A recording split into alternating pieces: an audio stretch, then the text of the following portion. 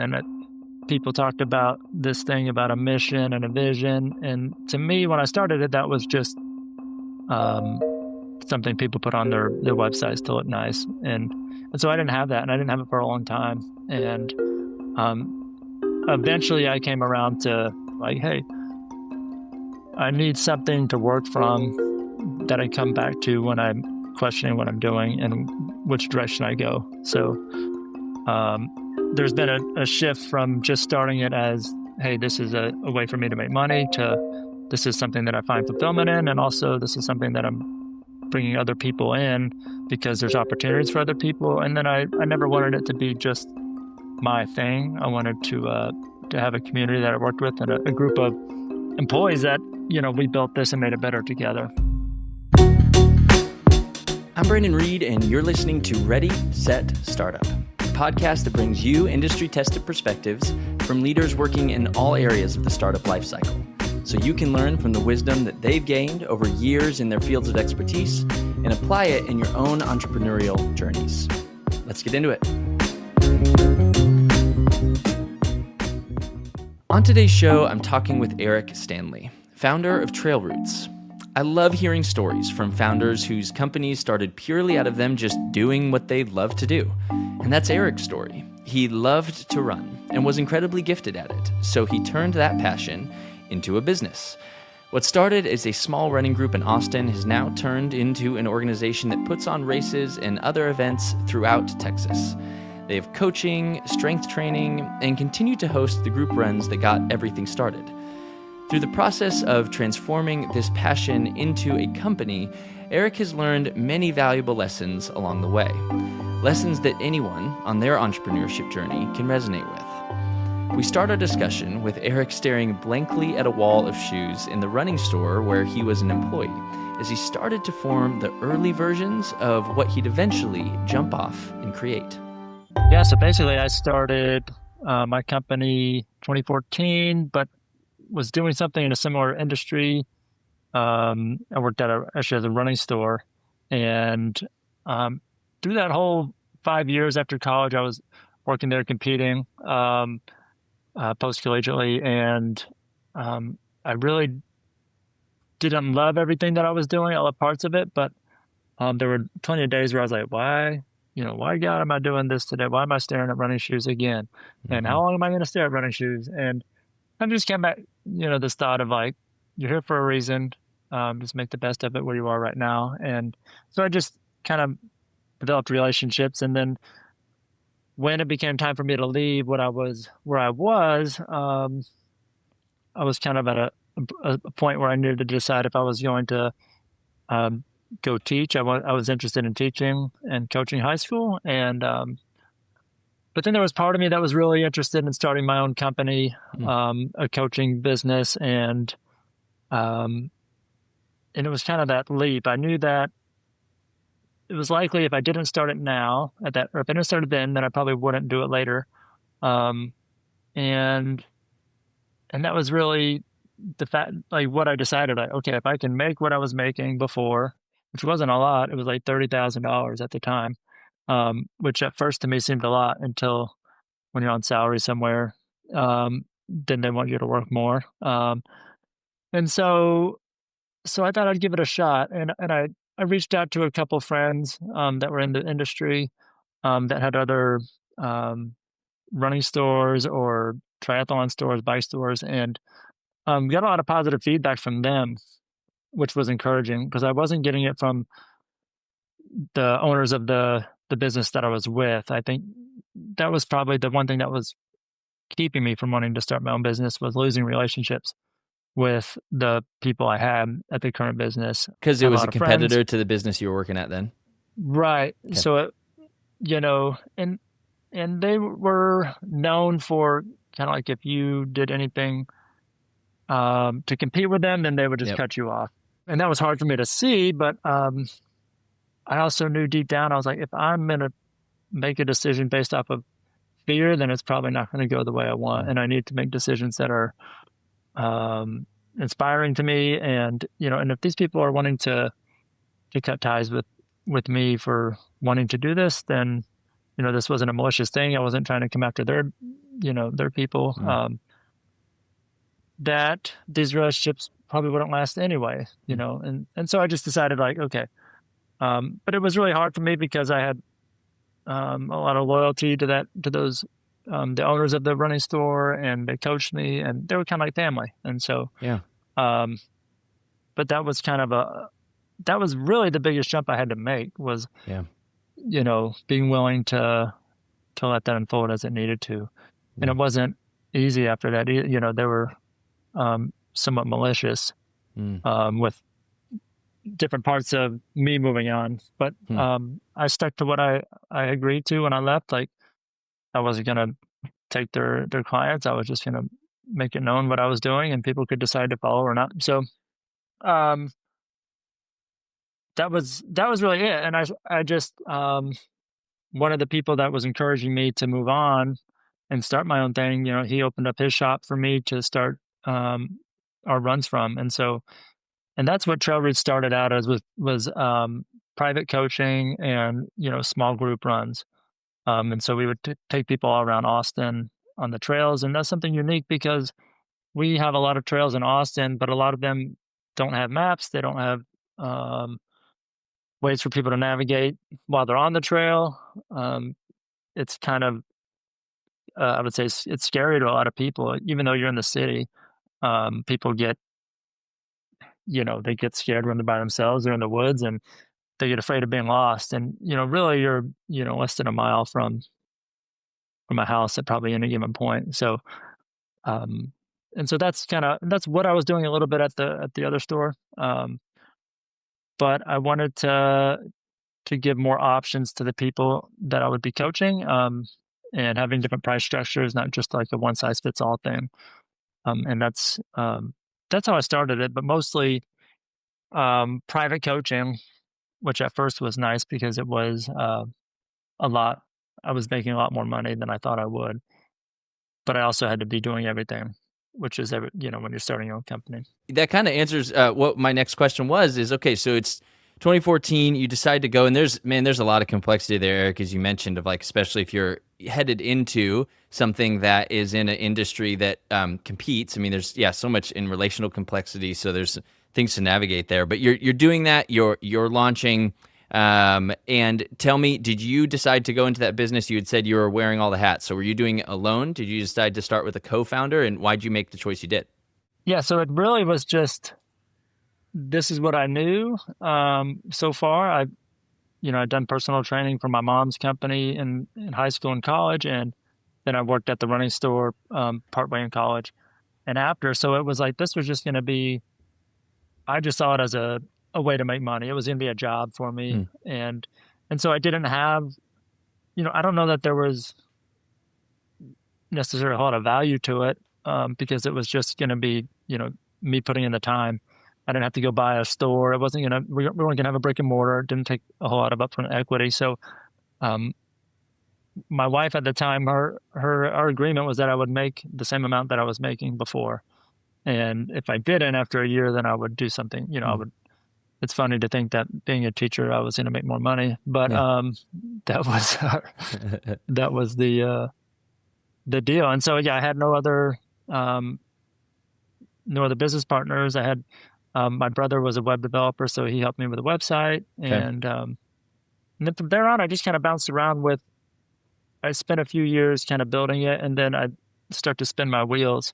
Mm. Um, what am I doing? What's important? And people talked about this thing about a mission and a vision, and to me, when I started it, that was just um, something people put on their websites to look Mm. nice, and so I didn't have that, and I didn't have it for a long time, and um, eventually I came around to, and I'm probably jumping forward here, but came around to like, hey, I need something to work from that I come back to when I'm questioning what I'm doing and Mm-hmm. which direction I go with the next project or something like that. So I started, it was funny. Some guy in the group came up to me and complained about the way I was running things. And at first I was kind of pissed off. I was like, this asshole is just giving it to me. And but then I was like, all right, wait, this guy's giving you feedback. It hurts a little bit because it might be true, and there's something I can learn here. So I just took I just listened to what he was saying, and I told him thank you, and that I wanted him because he was thinking about leaving the running group after a month or two, and he was telling me why. And so I took that feedback and ended up working with him as a my first business coach for a little while. He just gave me some. We worked on different things, and over the last 5 years, or 6 years or more, I've had different business coaches I've worked with in programs that have really been helpful. So um, there's been a shift from just starting it as, hey, this is a way for me to make money, to this is something that I find fulfillment in, and also this is something that I'm bringing other people in, um, because there's opportunities for other people. And then I never wanted it to be just my thing. I wanted to have a community that I worked with, and a group of um, employees that we built this and made it better together. That's So awesome. Yeah. So it sounds like, yeah, you started going on your own. Your brother he made the website. That was, but nobody had any other equity. There wasn't partial ownership of the business. You just were wearing every hat and doing this on your own. Now, as you did that and you were launching it, did you find that, you obviously did a lot of thinking about it beforehand of like, is this the right step for me? Should I do my own thing? Even if the paycheck was small, you had a paycheck, you were making money. Was the experience of going off on your own, starting your own business, whether at the time or not, it felt like being an entrepreneur, felt like being a founder? I mean, that's what you were. You were starting your own company. And did you find that experience was what you thought it was going to be? Was it not? And like, how did it differ from your expectations? yeah, man, I think it was awesome in a lot of ways because I was like, I could go out to lunch if I wanted on any day. I could meet up with friends, you know. I didn't have to, clock in. And so for me, I was like, and also the ability to just see, like, okay, I'm making this much money this month. Like the direct reflection of my work was coming out, more clients that I was getting, more people joining the group. Then there's the other side of that, sometimes you're going to have just the flow of the business, and it's not always going to be completely in your control. And so, how to balance when things are not ideal, or your membership drops, or your base drops, and so you just bounce back. But that, the I think the biggest challenge for me was, and still can be, not being able to turn it off. Yeah. Because there's always something to do. There's always someone's going to need something, and so there's just this little, hamster in my brain running in the background 24/7 of like, oh, I could do this. Maybe I should do this. Hmm. What if I do this? And so sometimes I write those things down. Other times, yeah, I just try to make a note of ideas. And then when I have time to look at it, I go through it, and I'll talk to some of my other coaches and get their opinions. Um, Nice. yeah. So, so that was, yeah, I mean, I was super pumped to be able to not have to punch in and Yeah. not stare at running shoes on a wall. It sounds like you didn't take any funding, right? You didn't take a loan from family or anything. You didn't go get professional money. You just started. I didn't. Yeah. I just, because like I said, the main expenses were going to be insurance. Were going to be, I would give shirts away when people joined the group. And it started out pretty small. I had 15 to 20 clients paying, you know, I think back then I wanted, and this probably wasn't necessarily the best idea, but I wanted to be cheaper than any of the other paid run clubs. And I also decided I wanted to offer more. And so this was probably good to get people in the door. But I did have a kind of a strong crew of people that came over from my previous business. And, but that was like 15, 20 people. So I started off pretty small. And over the years, that grew, because I also, in my personal training stuff, slowed down a little bit. And it was a little bit scary because about after a year of that, I went through a divorce, and now I didn't have my wife's support, Hmm. and so I'm like, okay, I'm on my own now. And then I Hmm. had a mortgage, and so I was like, okay. So I got one of my buddies moved in. I had a couple of roommates, and actually it was a lot of fun. And but I switched from all my personal training clients started to fall off to growing the group. And what was cool about that was I could bring other coaches on to cover for me when I was out of town or taking a vacation or Hmm. sick, and it wasn't that I had to be at every single thing. And so that, for me, was a way to be able to grow it, um, with personal training, if you're not there, you're not getting paid.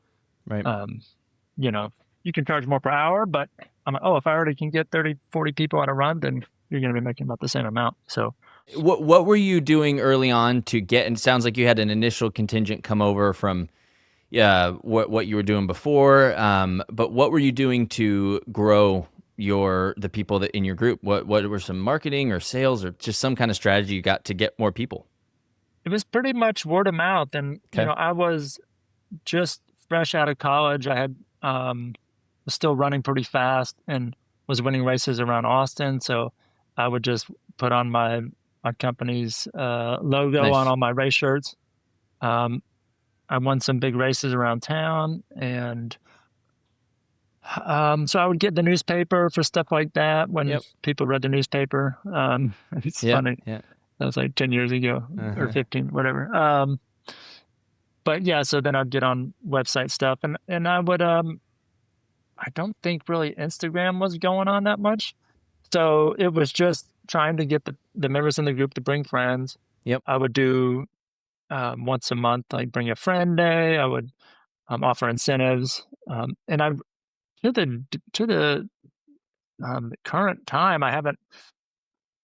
A lot of people in the group tell me that they love the group, but they're like, but all of our friends are in the group, so we can't really invite anyone else. And so I have to. I'm like, okay, what if I give y'all a bigger incentive? And it's so I'm still finding ways to reach out to new people. And now within Austin, it's totally shifted where the paid running groups were the primary thing, less even just a little over 5 years ago before COVID. But then um, all these run clubs just boomed out of, meetups and different, different stores that put on running clubs. And so now there's a ton of running clubs in Austin. I think there's over 100. Um, and most of those aren't paid, so it became a different, having to differentiate what I'm doing with all these other groups, and so Yeah, that's that kind of where we actually are now. leads me into my next question, which is how are you differentiating yourself? How did you? My question, I guess, is as we kind of are still discussing the building, the founding, the building of the business. How did you initially, even before COVID, differentiate yourself from other people doing something similar? The main thing was for us was pretty easy because for me, nobody else wanted to coach and take runners out on the trail. They wanted to stick to the road. So if I just if I just planned a route ahead of time, and during COVID, we Why is that? Did you connected with. find that people wanted to stay on the roads? It didn't make sense to me, but people are afraid of falling, people are afraid of getting Yeah, injured, and yeah. they attribute the trail to that. They're Hmm. afraid of getting lost. So we just would go out, and I'd go out before the run, and I would mark a 6 mile loop, and I'd put little flags in the trees at all the intersections. And now we have all this on our app where people can have it on, their the GPS route on their phone, but we still mark it so they can see it in real life. And so that was one thing, but also just building the strong community. So we would have, I built pack leaders within the group. So depending on your pace, we would pack you up. We put you in a specific pack based off of the pace. So we had like 4 or 5. And during COVID, this was really cool because there was a couple months where we weren't running out in public. Like people were really, and I was probably one of them. I didn't know what to believe, was going on. Mm-hmm. We were running with, mask on, holding our breaths, running around people outside. And it's kind of wild to think back. But so Yeah, it we is would wild. run in small pods and, and we would do competitions within the packs. And so that became like its own little, competitive drive. And then I also saw that people just needed to get outside. Hmm. During COVID, people were stuck, indoors. Um, Especially a lot of people moved to Austin and they didn't have community. They didn't have friends and family here, Hmm. and they were just here working and stuck in their apartment. And so I saw a pretty good, sizable growth in, end of 2020, 2021. And I figured that would just keep going. And it didn't. Hmm. But then figuring out that, so that was like really building, relationships with people, staying close and making sure they know we care about them, welcoming them, having like an official welcome when they come, introduce them to the group. just the simple stuff. And it's easy to get away from, but just giving them a shirt, like, hey, here's your trail route shirt. Welcome to the group. I'm going to pair you up with so and so for the run today, and then checking in with them after.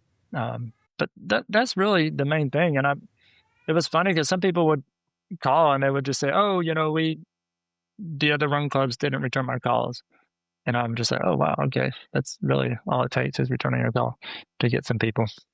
Yeah, sometimes that is all it takes is like actually caring for the customer. And in your, yeah, I mean, it feels weird, but in your case, a customer and Yeah. returning a call. As you were, you established kind of how you're differentiating yourself. I love that you guys were going into the trails, and that there's, I'm sure, other ways that you guys were making yourself different. You're getting customer base, gaining word of mouth. As you then decide, okay, you're going to start scaling and building it. Uh, just wider and further. What did you find were a couple, if you can identify one or two of those pivotal moments in the company's journey that you needed to take it to the next level? That you felt like if you could look back at some kind of graph, you feel like, okay, hockey stick here, whether that's in number of people or just like margin or money you were making or anything that you felt were positive hockey sticks to the business. How'd you position yourselves to encounter those opportunities and ensure you were ready for the growth that resulted? Yeah, so a couple things that come to mind, and one of those was I was starting to want to do more. I thought that if I did more than everybody, then that would be better. But I think I was just going to start spreading myself thin. And so I have my son; he's 7 years old, and I had to start handing things off to other people. And I had one thing we did was we had a strength, like a 2 night a week, a strength class for runners, and it was doing really well when I was leading it, but then it slowly started to dwindle, and I was putting effort and time into it, and I started working with a business coach, and he really recommended me streamlining what I was doing. And so being able to step back from some of these things that weren't really worth the time and the effort at that moment was helpful. And it gave me the opportunity to look to do other things, and that's where the business has really started to grow. Is not just in the membership, but the coaching, but also I put on trail races now. And Okay. so a few years after I started, I just started one trail race. And then a few years later, I put on another trail race. And then last year, I bought for the first time a couple of trail races. I think within a year and a half, I went from like 3 races to 7 races. Hmm. Um, and it was the right timing because there were some really quality races that people were just wanting to get off their hands. Hmm. And so I was able to buy them at a pretty good value, and I was able to make. Um, they said that first year I was able to double what they were making, Nice. and I bought them for less than 1 year's. Basically, I paid it off in less than a year. Amazing. Um, and so it's where the training used to be everything. I felt like I was putting all my heart and energy into the training. Um, Having kids and also adding the races to it forced me to diversify a little bit. And I think I was maybe overthinking everything in the training, where it was like, okay, we need to have specific people doing this, doing that, and we need to have these meetings all the time. And I think it got a little overwhelming for the volunteers in the group that were just helping. And so the races and the training kind of work together. So now I have events for people to do. Um, and so that has been the biggest thing where now the training is a third of my business and the races is 2/3. Um, and I think the races are probably going to be the way for me to grow in the future, because I'm bringing on other contract employees to help with the events that eventually I want them to be able to direct their own races. And it's still a very competitive field because now ultra trail running has, 10, 15 years ago, there was probably a dozen races in the state, and Right. now there's, probably a couple hundred. Yeah. So, yeah, I don't know if that quite answered, but I think really having to step back from me having my hand on everything. And I think that was another challenge that I realized was early on, I was just hiring anybody that I thought, didn't have a real job and they were in the group and they were interested. And I learned quickly, like, oh, like, yeah, you could do this, I can teach you to coach and you can lead these runs. But I didn't have any like coaching school. I didn't have that I had written out. I didn't have any guidelines for them working with me. Um, and then, unfortunately, with one of the guys, ended up having an affair with one of the girls in the group, and I realized, like, this was part of my code of conduct. But I think if I would have, my thing is like I go back to the Dave Ramsey stuff pretty often. Slow to hire, slow to fire. And if I would have really spent time with some of those people, then you don't have to spend the time going through the breakup, For sure. and making sure they're the right fit. And so that's what I've come to now is even if they're, working only a few hours a week or, 10, 15 hours a month, then making sure they're going to be the right fit because in the end, you're going to spend more time, Totally. working through those. And I've also noticed I have a lot of people doing a little bit. And I'm working to get some of the people doing more. Hmm. Um, so I'm not managing so many people just doing a little bit of work. That yeah, absolutely, and that actually it segues well into my next question. But I want to touch back on what you said about you were saying, "Oh, I hope that Yeah. answers the question." It really does of where those hockey stick kind of moments happened, and I love how in your story in particular, it was this idea of like you taking on more, you deciding to go into races and do that piece kind of clarified the rest of the aspects of the business for you, like made you hone in like, okay, well now we have these other pieces. And so you had to really tighten up what you were offering in your training and like make sure that you had enough bandwidth to be able to orchestrate the races, and that's awesome. And then that's really cool that you were able to actually purchase some of the races, and then grow them from there. That's a really cool, and those are exactly the moments that I was referring to. So that was a great answer. Let me talk a little bit about how you had mentioned. Yep, you got to make sure that the people coming in are the right fit.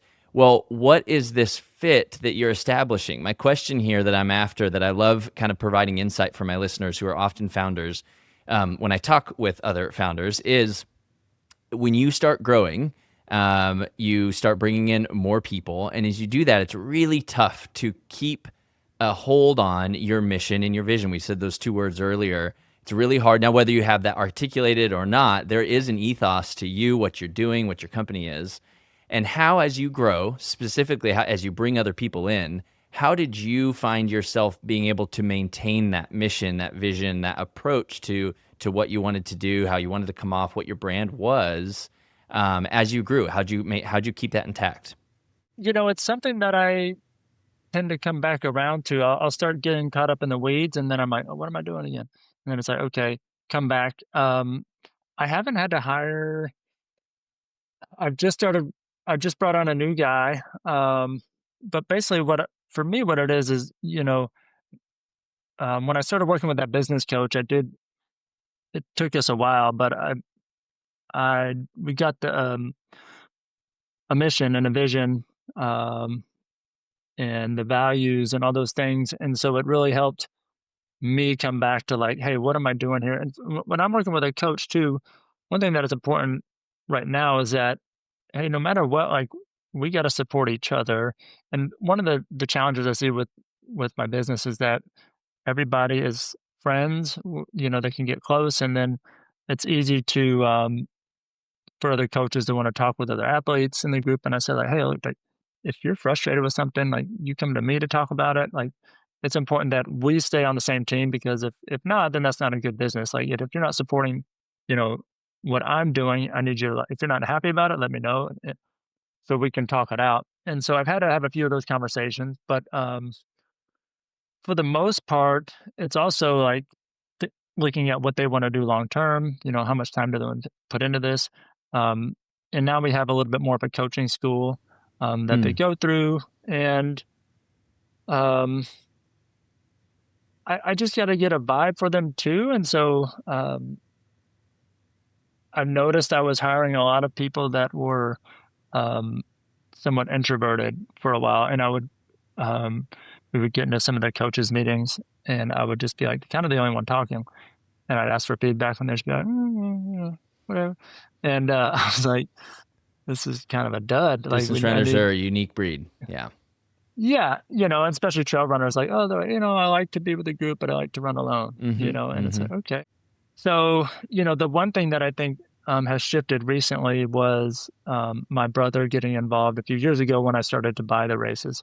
where he was like, hey, you know, I would rather get involved in your business. I've helped you over the years, but I'd rather become a partner with you if you'd be interested rather than investing in stocks or something like that. And so, um, he had me read the Slicing Pie book, which is about a dynamic equity split. And so I thought about it for a while. I went back and forth, talked to some of my other family about it. But um, he and I now are on the same page and we're excited. And so I now have someone to bounce my ideas off of rather than just the coaches or rather than my wife, and to give me a little bit more guidance when I'm making a decision.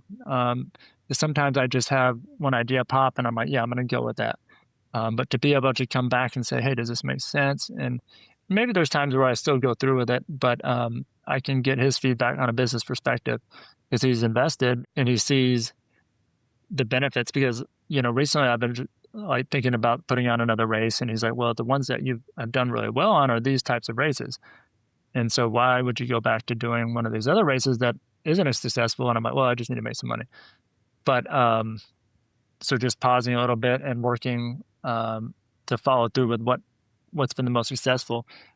And so, but yeah, I've been really excited with the new coaches I have. And besides the mission and the vision stuff, like they go through that, but also just the code of ethics and also me being open with who I am, with how I see things, and because I'm a very principled person, and I think if someone isn't living by those standards, then it's not going to be a right fit. And you don't have to, they don't have to go to church, they don't have to believe in God, but I'm like, but to me, that's like these principles are taking care of people, and if you're not taking care of people the way that you should, then it's not going to be a good fit.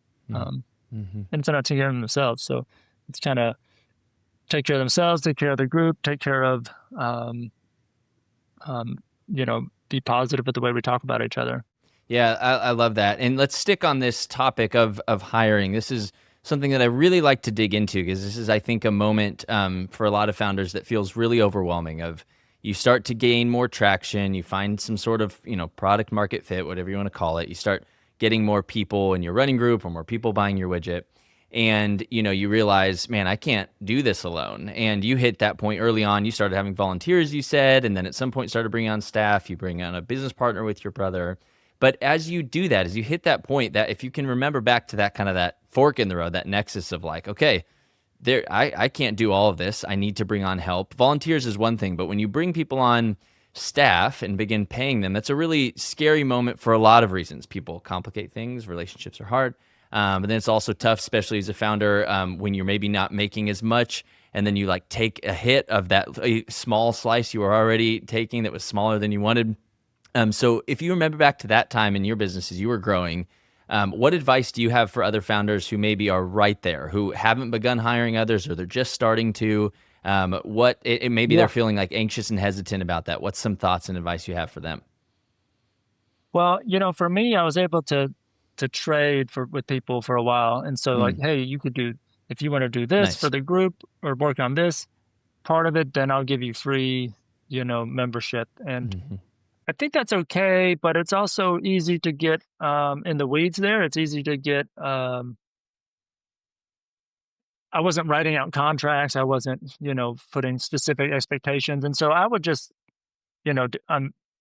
most probably of your businesses aren't doing swaps for work, but for, like mine. But it was once I started writing out like the job description and their roles, just being very specific. Like I was like, oh, no wonder these people were not doing well because I didn't have all these roles lined out. I just would kind of start them, and then I would shift their role into whatever I needed. And with the first employer I had, it was like, oh, you're just going to do the things I can't do. And I think it's one of the mistakes people make is like, you're going to be me, um, but the more you define a job and the position, I think the better, Hmm. Yeah. because otherwise you're not giving them an opportunity for success because we don't necessarily know what that looks like. Um, It's just like, "Hey, do the things I can't do." Hmm. And, um, and then you're wanting them to do it the way you were doing it, but then they're not gonna do it that way because 'cause they're different. Um, so I think that was the one thing, and I read it in a book too, I can't remember it, but just the stages of business and the mistakes people make. And I think that's one of them is just your first employee. And Mm, they're typically one of the better employees, but then they ended up not working because of the mistakes you make with how you're leading them into the business and giving them opportunities. So I would say define the roles and stick to it. And it's easy to be like, oh, you could work a little extra because you weren't working that long. You could do this. And um, but then redefine the job if you need to and have those consistent check-in meetings because um and it's like a reminder for me because some of the coaches like, oh, I just want to do a little bit here. But it's still important for them to feel valued and for them to know that you're watching what they're doing and to, I think, to set goals because if they're not really specific on the goals, then what are we doing? We can't mm-hmm, measure things. And mm-hmm. even if it doesn't have to be a financial goal or like, okay, we need to have this amount of runners in the group and or in your classes, but at some point you do because if it's not paying for itself, then it doesn't make sense. Yep. And so, yeah, yeah, that's the main thing is just being super specific um, and just because someone is interested in working for you doesn't mean that they're the best fit. And I think early on you can get excited because someone's like, oh, I love what you're doing. I want to do that too. And then a lot of times people just want to be doing the exact same thing I'm doing, which it's like, I need you to do things that I'm not doing Mm-hmm, because, mm-hmm. maybe I'm not the social media guy. And Totally. so they're like, well, I'm not really into social either. And I'm like, well, that's, we need Right. some dynamic personalities here. And so yeah, just that's the main stuff because I've gone through all those challenges. And I still have a lot of the coaches I hired from the beginning, but I've had some Awesome. that didn't work, and it is really hard to because people are like, "Oh, you're such a nice guy, and now you're firing me," and I'm like, Hmm. "Well, this is my Doesn't have business, and anything to this do with is nice. Yeah. yeah, and so it's like you you made a bad decision, and it reflects poorly upon you know upon the business, and so it's just not going to fit anymore. And it's because we're all so close, it's like a dramatic breakup, and so people move away, and it's but you have to do what is the right thing, for you and for the business, and it's going to be the right thing for those people too. Yeah, that's a unique thing in that you're building not just a like quote unquote workplace, but a community. I mean, running together and being together and spending extended periods of time together, building a community sort of separate, I'm sure is very complicated and very hard. When you do the long runs, you're like you talk about everything. You really get to know people.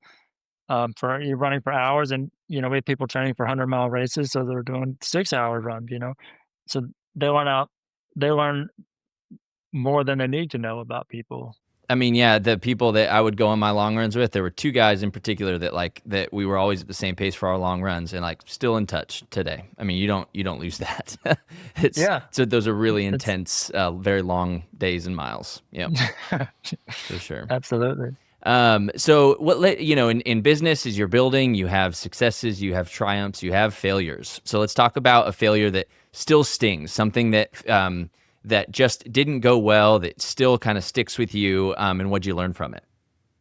I think it was um, probably that what we talked about a little bit with that one employee. I've had so many Mm-hmm. little things that I'll start and then, or I'll have these ideas. We'll start this competition and then it won't go well. So I just kind of let it fade off.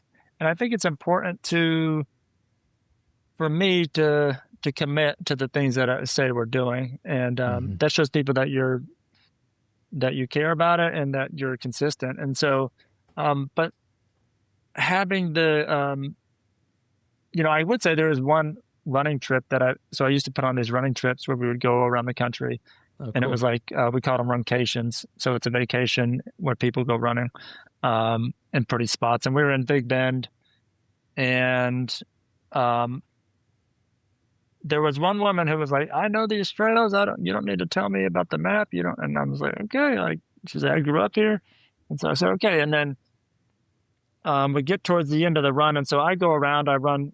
This was like we had a 10-mile route, an 18-mile route, and a 22-mile route in the desert. And then the Big Bend Ranch State Park, there's no cell phone service. Mm-hmm. There's hundreds of miles of just nothing. And So I got back and at the finish, and she was nowhere to be Oof, found. scary. And she she and her boyfriend went out together, and it was literally like she was about 4 hours behind. She eventually made it, but we went to the headquarters to see if we could get search and rescue because we had no idea where they were. We had no way to Hmm. connect with them, and so um, I'm concerned about them, and I'm concerned about yeah, that's my main concern. And so, Yeah, um, but they just kind of showed up and they were laughing and they were like, "Oh yeah, we just went the wrong way," and then we just decided to keep going, and then we decided to do a different route. Um, and so I was like, Jesus, like this is I was like, man, I could have something could have happened. I could have got sued. And then I was like, okay, like this is a learning point for me.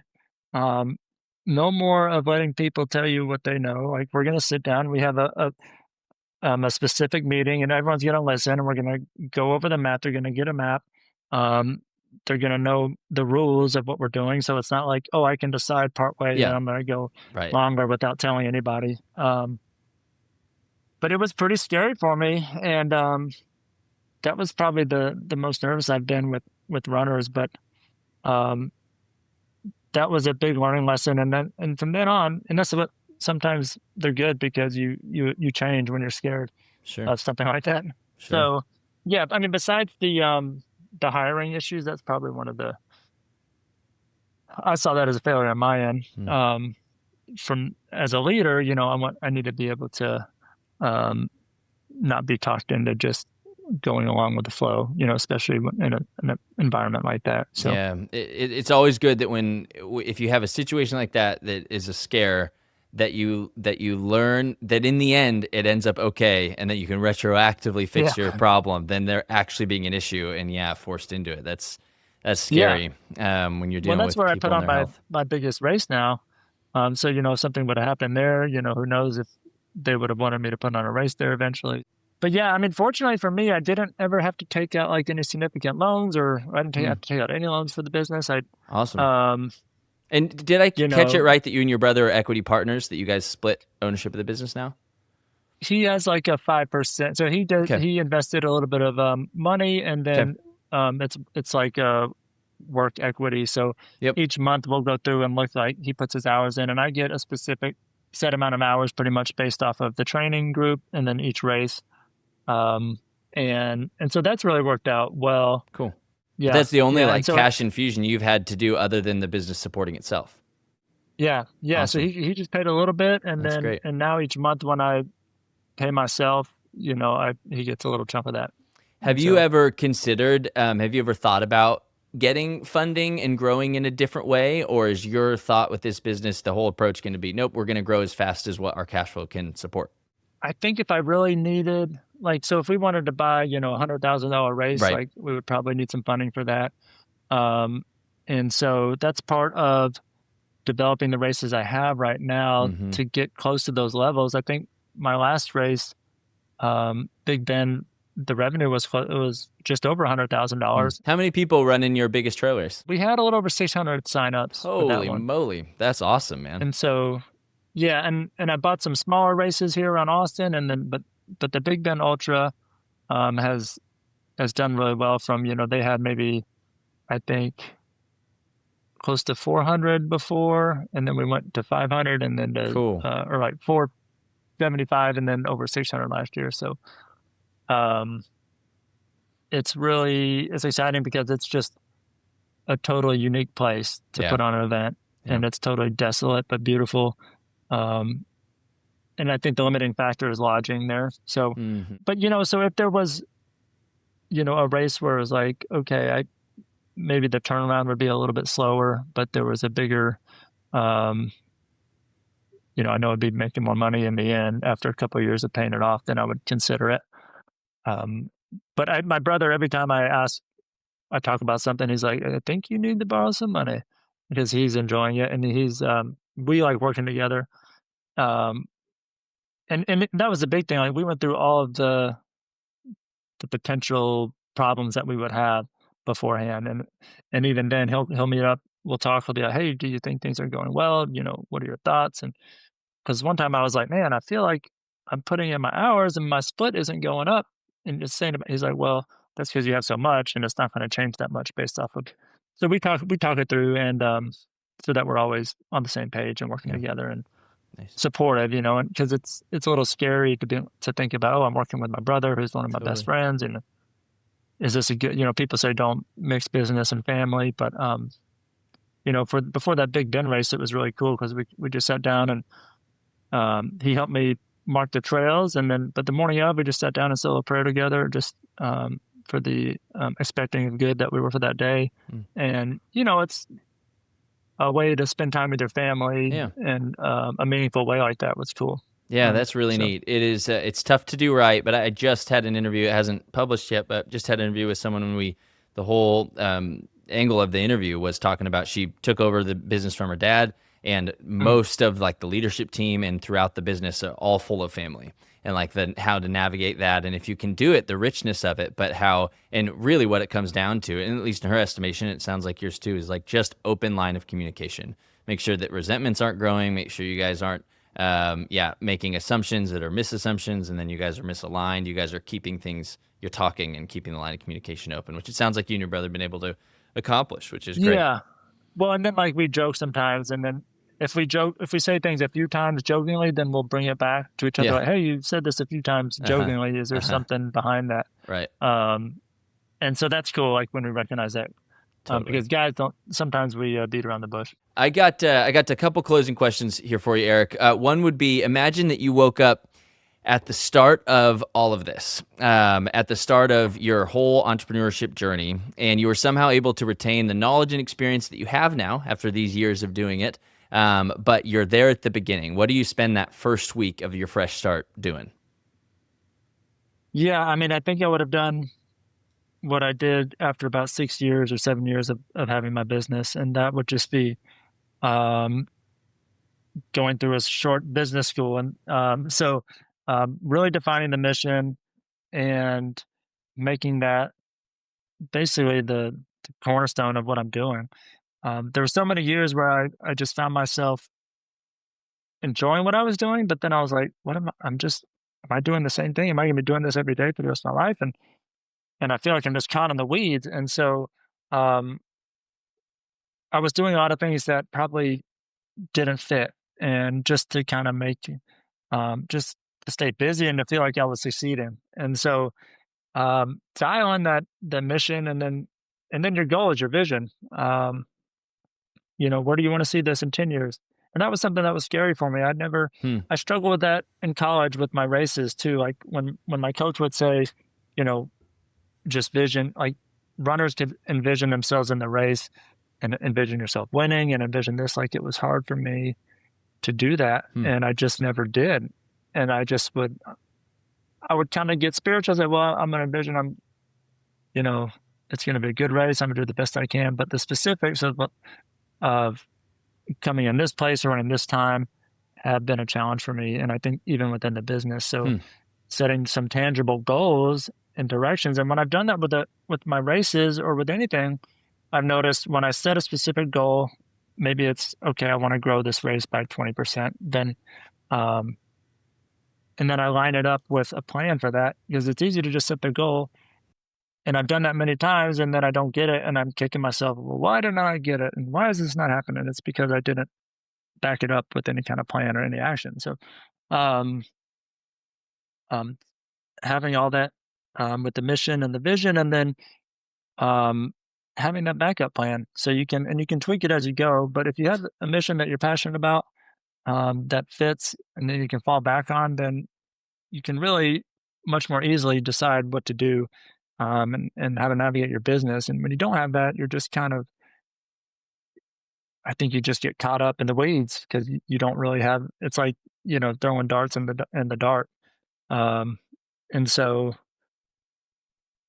I think that relieves a lot of stress. And those things will change over time. Like your mission might change, but you can change with it, and you can, you know, Yeah. Totally. make it known what that is. Sometimes I think we believe, oh, well, that's our mission, has to stay that way. Hmm. Um, and I've changed over the last 10, 12 years since I started my business. So Yep. the things that are really fulfilling to me, like, might change. Hmm. Um, and that's like with, finding your target demographic. Like at some point I was really wanting to get these types of people. And now I'm a little bit more excited about, maybe I get more excited about some people that want to hit a specific time or a specific, Mm-hmm. make a specific race. And so identifying those and then writing them out and setting a plan for it. I just kind of went to work and was like, I'm just going to keep working, working, working, and this will grow. Um, and it took me until, I started in 2014 and I didn't really define a mission. I had business coaches and friends that I started those things, but I never really got behind anything until, 5, 6 years into the business. And Yeah. I love that. Mission and vision should absolutely be evolving, a living and breathing thing. And it makes a lot of sense that Mhm.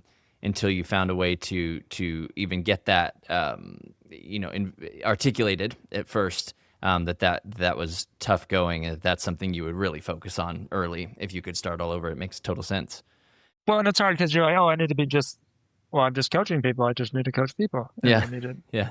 I just need to make money and coach and do a good job. But having that whole framework set will just be kind of your navigating star. Awesome. Well, yeah, I got one more here for you, Eric. Let me just finish with this question. What would be one tool or quote or book, something that you found indispensable for you, either personally or professionally, in your progress over the years? I really enjoyed. I think it was a Simon Sinek book, Start with Why, and that really helped me get into the mission and vision part of my business. And so between that and listening to Dave Ramsey's stuff, his podcast, just our helpful reminders, hearing the challenges that other businesses go through and someone that's super successful, like both of them, but really having a purposeful mission that when you wake up, you're excited about, I think is huge. And that's for me, like I talk to people all the time and I'm like, man, there is really nothing else I'd rather do if even if I was going to if I can make, you know, if money wasn't a factor and I can make as much as I want to do on anything else, like this is really what I love doing. And so I think that's pretty unique in this, and with my business too, because sometimes you get over passionate. I think I don't know if that over passionate is right, but you your heart wrapped up into it a little more than your mind, and it's a little less pragmatic. So yeah, I think um, having that clear mission, having understanding why you're doing what you're doing will keep you going when you have those days where you're questioning everything. And so, yeah. I love it. I love it. Eric, this was really great, really helpful. There's some really great points here, and you have such a unique business and a unique take on it, a unique story, and it was really valuable. I appreciate you taking the time to share that with my listeners. Oh, brother, I appreciate being on here. Thank you. Awesome. Well, you take care. Thanks again. If you guys enjoyed the show, leaving a review is the best way to help others find it, second only to sharing it directly with your friends and family. Thanks so much for helping get the word out. Hit me up at brandon@readysetstartuppod.com if you have additional questions about a topic I covered, have suggestions about another area you'd like to see me dig into, or just want to say hi. Please reach out. I'd love to get in touch. Keep imagining, keep creating, keep inspiring your spheres of influence with what you're passionate about. The world may just need that dream that's in your head. See you next time.